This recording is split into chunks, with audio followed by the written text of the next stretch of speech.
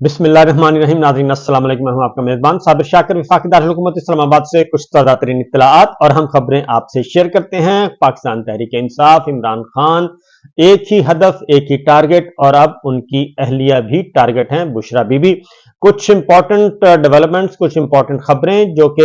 आप कौमी ज़राए अबलाग पर नहीं देख सकते, नहीं सुन सकते, वहां पे इजाजत नहीं है, वो मैं आप तक पहुंचाने की कोशिश करूंगा। लेकिन एक बात मैं आपको जरूर कहूंगा कि मायूस नहीं होना, परेशान नहीं होना, हिम्मत नहीं हारना, क्योंकि 8 फरवरी का दिन आपके पास है और 8 फरवरी को पाकिस्तान के तमाम गयूर शहरी घर में ना बैठे। किसी को भी वोट देना है, आपने किसी भी सियासी जमात को वोट देना है, जरूर दें, लेकिन घर ना बैठें और बाहर निकलें और बाहर जाके पोलिंग बूथ पे जाके अपना वोट जरूर कास्ट कीजिएगा, क्योंकि आपका वोट बड़ा ही कीमती है और इन इंतखाबात में बहुत ही ज्यादा कीमती है। क्योंकि एक तरफ रूल ऑफ लॉ है, सुपरमेसी ऑफ कॉन्स्टिट्यूशन है, अदलिया की आजादी, आजाद मीडिया की स्ट्रगल है और पाकिस्तान की खुद मुख्तारी, कौमी सलामती का मामला है और पाकिस्तान को एक आजाद खुद मुख्तार मुल्क बनाना है। और दूसरी जानिब बीमार जहनीतें इकट्ठी हुई हुई हैं, गुलामाना जहनीतें, बीमार जहनीतें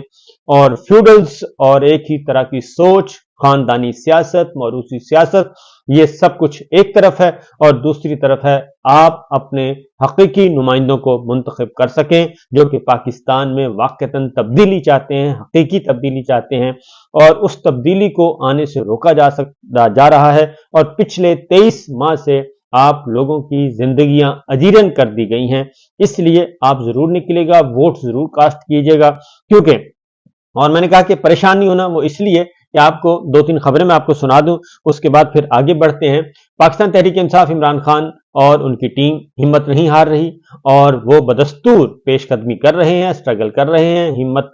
पकड़ रहे हैं और उसकी वजह सिर्फ और सिर्फ यह है कि पाकिस्तान के अवाम उनके साथ हैं और वो इंतजार कर रहे हैं 8 फरवरी का। सूरत हाल इस वक्त यह है कि अडयाला जेल में अभी भी अदालत लगी हुई है और इमरान खान साहब को 2 और मुकदमात में सजाएं सुनाना मकसूद है। और चूंकि साइफर में सजा दी, वो भी फारिग हो गया, तोशाखाना में पहले सजा दी, उसका कुछ नहीं बना, लोगों ने तस्लीम नहीं किया, जुडिशल सिस्टम पे एक धब्बा साबित हुआ। फिर साइफर केस में सजा दी, उसका भी हम देख चुके हैं, उसका हाल भी क्या हुआ कि सजा सुनाने से पहले ही उस सजा के अंदर जो मुजमरात, जो इंतकाम, जो एक डिक्टेशन थी, वो नजर आ गई और एक गैर कानूनी और गैर आईनी फैसला करार दे दिया। सीनियर मोस्ट वकला का वो उसमें चौधरी एतजाज अहसन साहब हैं और supreme court, high court, bar association के सीनियर मोस्ट वकला हैं, पाकिस्तान बार काउंसिल के जो इंडिपेंडेंट ओपिनियन रखते हैं, उन्होंने भी अपनी ओपिनियन दे दी कि ये चंद सेकंड में ये फैसला खत्म हो जाएगा और ये ज्यादा देर तक ये बरकरार रहने वाला फैसला है ही नहीं। साइफर के बाद जैसे तोशाखाना जज दिलावर साहब वाला फैसला फारिग हो गया था, उसके बाद अगला स्टेप आया साइफर केस के बाद तोशाखाना में सजा दे दी गई। तोशाखाना में भी वही काम किया गया, एहतसाब अदालत ने वही किया जो साइफर वाले ने किया, जो साइफर वाले ने वो किया था जो जज दिलावर ने किया। लिहाजा ये एक ट्रेल चली आ रही है, एक ही अप्रोच है, एक ही सोच है, एक ही स्क्रिप्ट है, एक ही माइंडसेट है। तो वो अब आज या कल सजा सुना दी जाएगी उनको इद्दत वाले केस में,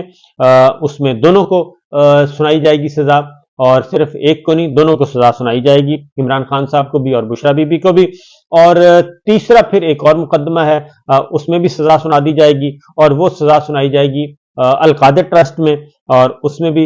इसको भी बंद कर दिया जाएगा। मैं आपको ये भी बता दूं कि ये सजाएं सुनाना क्यों मकसूद हैं, ये 8 फरवरी से पहले पहले सजाएं सुनाना मकसूद हैं और आज का दिन है और कल का दिन है और ज्यादा से ज्यादा ये हफ्ते तक जाएंगे, हफ्ते से पहले पहले ये सारे का सारा काम समेटना है, नंबर 1। नंबर 2,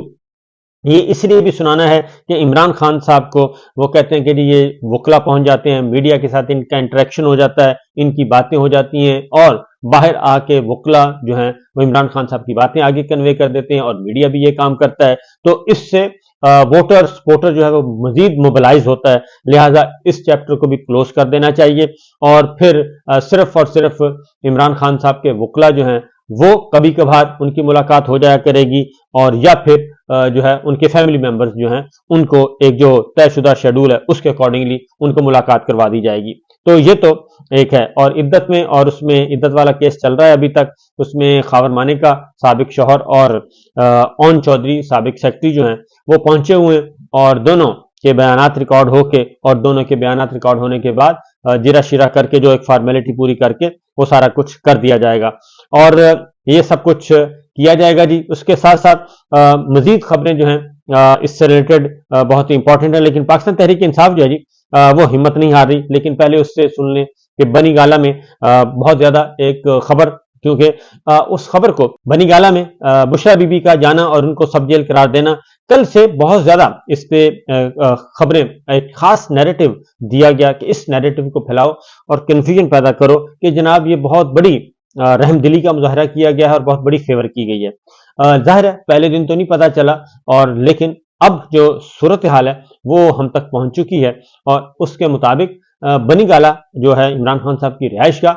اس کو ٹیک اوور کر لیا گیا ہے، اور وہاں پہ مکمل طور پہ اس وقت فورسز کا کنٹرول ہے، جیل حکام ہے، پولیس ہے، قانون نافذ کرنے والے ادارے جتنے بھی ان کا کنٹرول ہے، اور وہ ٹیک اوور کر لیا گیا ہے۔ اور اس میں خاص طور پہ بنی گالہ میں جو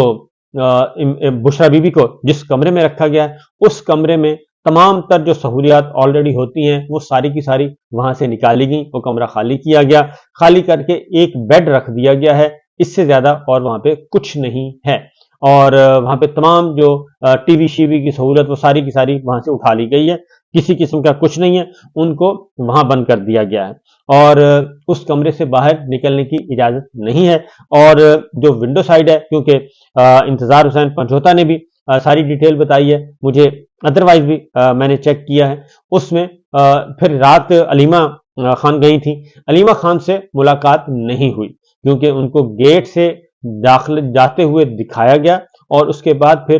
خبریں چلوائی گئیں کہ علیمہ خان کو اجازت مل گئی، علیمہ خان اندر پہنچ گئی، علیمہ خان نے یہ کر دیا، ملاقات ہو گئی، تو یہ تو تصور یہی تھا، لیکن پتہ چلا کہ نہیں، ان کی اندر جانے کے بعد بھی ملاقات نہیں ہو سکی، کسی قسم کی کوئی بات چیت نہیں ہوئی، تو لہٰذا ایک تو یہ ہے۔ دوسرا، بنی گالہ کا بہت ہی باریک بینی سے اس کی سرچ کی جا رہی ہے، اور وہاں پہ ظاہر ہے جب وہاں پہ کنٹرول ہی ان کا ہو گیا، اور اس کی وجہ ہے کہ بنی گالہ میں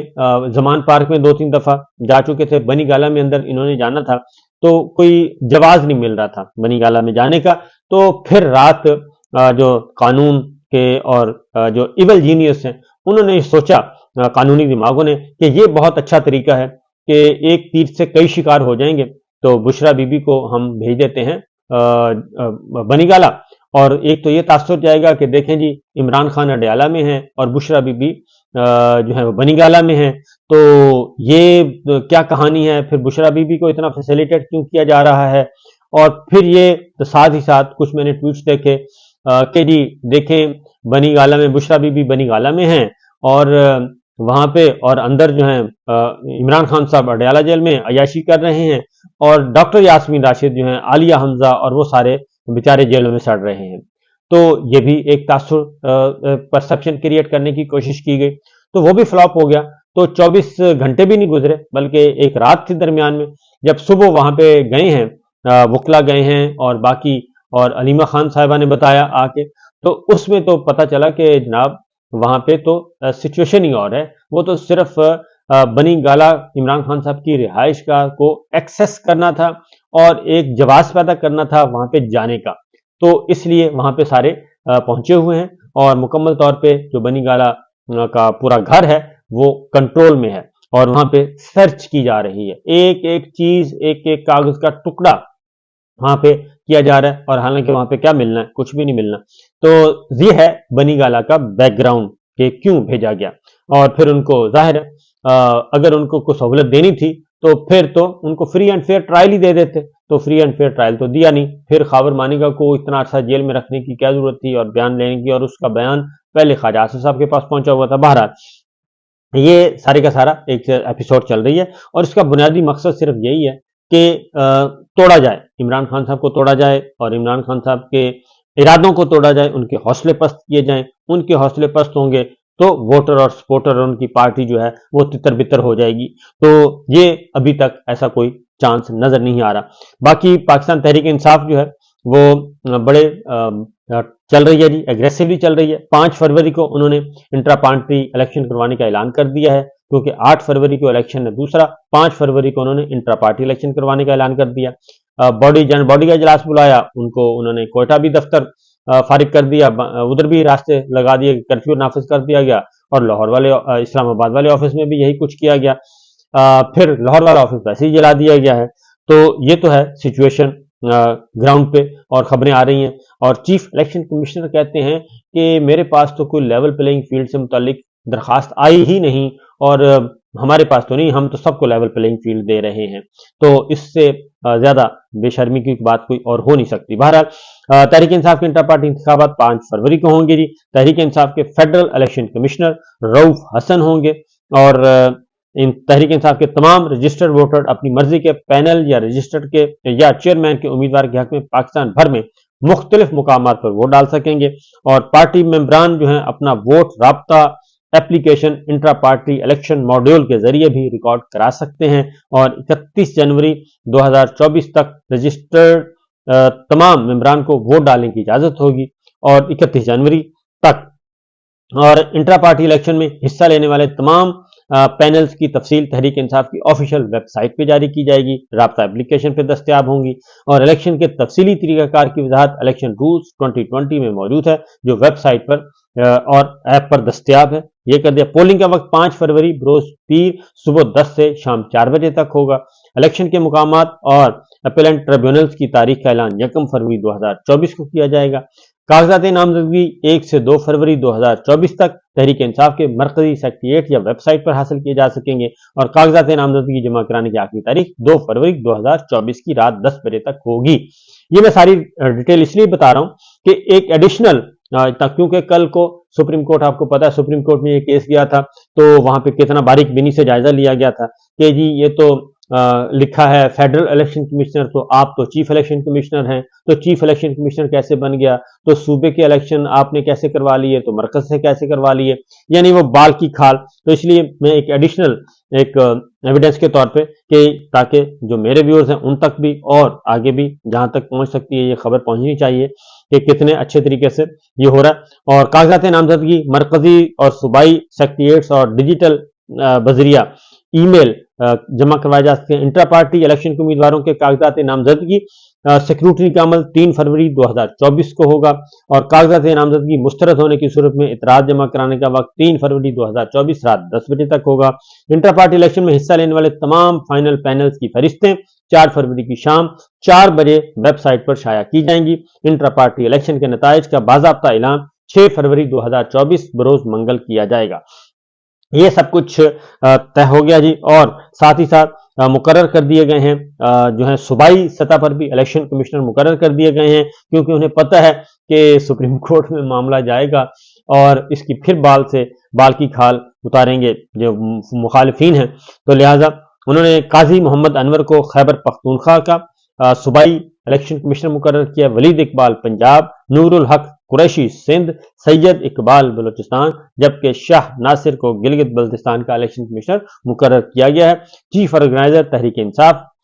उमर अयूब की जानिब से बाकायदा नोटिफिकेशन भी जारी कर दिया गया है, और ये नोटिफिकेशन भी हमारे सामने मौजूद है। ये एक सारी की सारी तफसील के साथ कर दी गई है, और आगे आगे देखिए होता है क्या। फिर वक्त इतना ही, बाकी और भी बड़े बड़े अहकामात जारी किए जा रहे हैं, उन अहकामात के बारे में अगले व्लॉग में बताऊंगा, और उन अहकामात का मकसद और मतलब भी यही है कि पाकिस्तान तहरीक इंसाफ और इमरान खान साहब को और उनके वोटर्स और उनके सपोर्टर्स और उनके उम्मीदवारों को कहीं से हल्की सी भी कोई फेवर ना मिले, और कोई ऑक्सीजन लेवल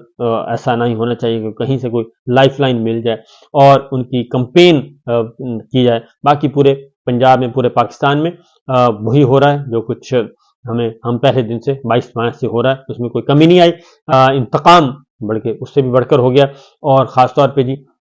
रेहान ज़ेब का जो नमाज जनाजा है बाजोड़ में, वो मेरा ख्याल है आंखें खोलने के लिए काफ़ी है। हजारों नहीं लाखों लोग वहां पे शरीक हुए हैं, और एक जमे गफीर था, और नमाज जनाजा सिर्फ बाजोड़ नहीं बल्कि बाजोड़ के इर्द गिर्द के लोग भी वहां पे मौजूद, और एक बहुत बड़ा इज्तिमा जो है وہ ہوا، اور خاص طور پہ اور اس کے بعد باجوڑ میں جو واقعہ ہوا تھا اس پہ ایک FIR بھی درج کر دی گئی ہے۔ تو ریحان زیب جو ہے یہ میرا خیال ہے کہ ان کا قتل جو دہشت گردی کی گئی یہ آگے جا کے کافی مسائل پیدا کرے گا۔ اجازت دیجیے، اللہ حافظ۔